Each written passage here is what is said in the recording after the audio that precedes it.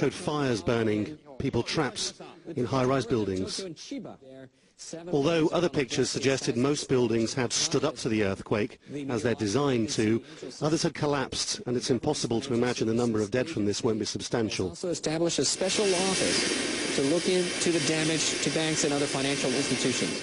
Geological experts have warned that while the tsunami roared west towards Japan, it's also likely to have moved north, and that means the southeastern tip of Russia near Vladivostok. There are warnings for other countries as well, as diverse as Taiwan and Hawaii. Lawrence Lee, Al Jazeera. Okay, we're bringing you breaking news coverage here of the earthquake in Japan, an 8.8 magnitude earthquake striking the east coast of Japan. We're looking at live pictures coming to us from Japanese television. Dramatic pictures showing a tsunami. We're not sure of the height of the tsunami right now, but it's going up the east coast of Honshu Island in Japan. This is around the area of Miyagi, which is on the east coast. There have been warnings from the Tsunami Warning Center that the magnitude 8.8 earthquake could generate a tsunami of up to 20 meters in height. There was a tsunami of a meter in height which hit the east coast. We're looking at these pictures coming to us from Japanese television showing us a wave of water sweeping on land, sweeping everything in sight there. It's washed away cars and torn away at buildings right along there, along the coastline.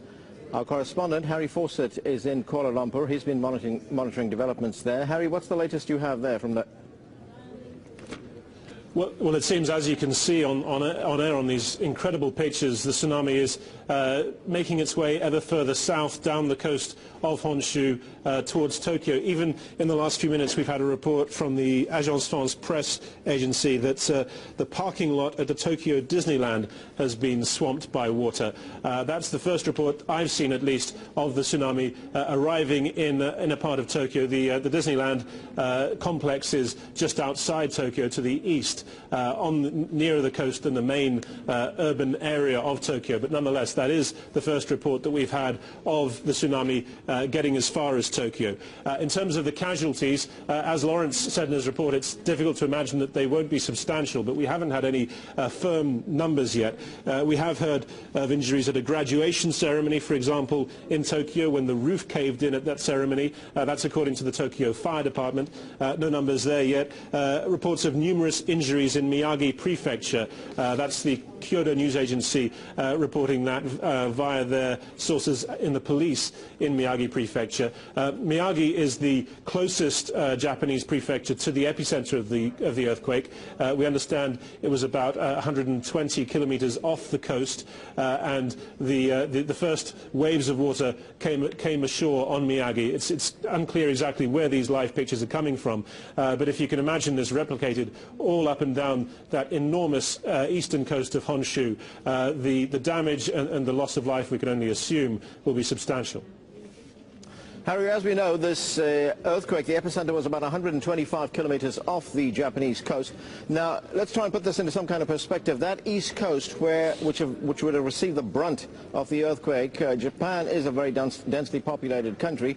Are we talking about, along this coastline, are we talking about an area that is very densely populated? Well, not as densely populated as the major urban centres such as Tokyo. Tokyo is one of, if not the biggest city in the world. 30 million people about live in Tokyo. But there is the main city of Miyagi, Sendai, has well over 1 million people inside its own urban borders, and all up and down the eastern coast of Japan, all around the coast, there are fishing villages and small towns and cities dotted as far as you can go. I've visited some of them, and every little harbour will have another small fishing port or a village or some sort of human life, and so you can only expect that this tsunami, although people were warned to get out, you can only expect that people will have been caught up in the sheer scale of it. Now, in the past hour and a bit that we've been talking, Harry, this earthquake has been upgraded from a 7.9, that's what we were initially told was the size of the earthquake. It's been upgraded to an 8.8 in magnitude. That, and as these measurements are done, they're done exponentially. They're not done along a linear scale, along a sliding scale. So this would be a very big earthquake. Certainly it is an enormous earthquake. It's bigger even than the Kobe earthquake of 1995, which killed about 5,500 people. That was a magnitude 6.9, so a great deal smaller than the one that we're witnessing here. It has to be said that epicenter of the Kobe earthquake in 95 was really right on the shore of Japan, and so its effects were felt more strongly in urban areas. But I think the fact that this is such a larger earthquake and that already we're seeing the kind of extraordinary damage being done by this tsunami, it must be in the same scale of a major disaster to have hit Japan. Okay, stay with us, Harry, just to bring our viewers up to date. This is an earthquake that struck off the coast of Japan, 8.8 in magnitude, struck off the northeast coast of the island of Honshu, which is one of the large islands in the center of Japan, Japan being a string of islands. The quake has prompted tsunami warnings. In some areas, the water levels could rise up to 6 meters, according to the Tsunami Warning Center, which is based in Hawaii. That's the Pacific Tsunami Warning Center. Now, joining us on the line is Brian Shiro, the geophysicist at the Pacific Tsunami Warning Center, which we've been talking about. Brian, what is the latest you have on the kind of tsunami that could strike that rim of countries around the Pacific? Well, the tsunami from this earthquake, which has been revised upward to magnitude 8.9 now by the USGS, is certainly going to be damaging for the area around Japan. The tsunami warning is in effect for Japan and Russia, as well as the Mariana Islands, including Guam and Wake and Taiwan. The watch is spread out more along the other Western Pacific and Central Pacific nations. But we've already seen a sizable tsunami on the gauges that are reporting from the region. We measured one at 3 meters, for example, before the gauge stopped transmitting, which might mean the gauge was taken out by the tsunami. That happens sometimes. Our deep ocean sensor of the DART buoy detected a 1 meter tsunami, which is very high for such a reading away from the coastline. So this is a sizable tsunami. We're monitoring very closely, and the models show that the tsunami certainly will get out into the wider Pacific Ocean, and it remains to be seen how the amplitude will decay as it spreads. But as you say, the magnitude of the earthquake has now been raised even further to 8.9. That's right, according to the USGS. Okay, give us an idea of what kind of tsunami, the size of the kind of tsunami that an earthquake of this magnitude could generate. Well, as you indicated before, we could see size up to maybe around 6 meters in the area of Japan. And luckily, Japan has a really sophisticated tsunami warning system. They have, for example, gates that close off the rivers and canals that lead into the water that helps prevent the tsunami from traveling inland. They have tsunami sirens and tsunami crawlers that go on their TV. So I think the citizenry of Japan is going to be fairly well prepared for this. The bigger worry, perhaps, for the tsunami itself would be the smaller nations around the Western Pacific. Some of them may not be as well prepared as Japan is for a tsunami. And, of course, we're watching very closely. Being in Hawaii where we are, we're very concerned with Hawaii, too. So we'll be monitoring the situation closely. You know, Hawaii is in a watch right now, not in a warning. Okay, when you say prepared, what kind of preparations can the population make when they've got a 6-meter wave coming down on them? Well, for example, if someone's in Japan, they don't have much time because the earthquake and tsunami happened very close to them. So all you need to do is just get away from the water. And so I'm sure that's what they've been doing. So evacuate the area close to the water.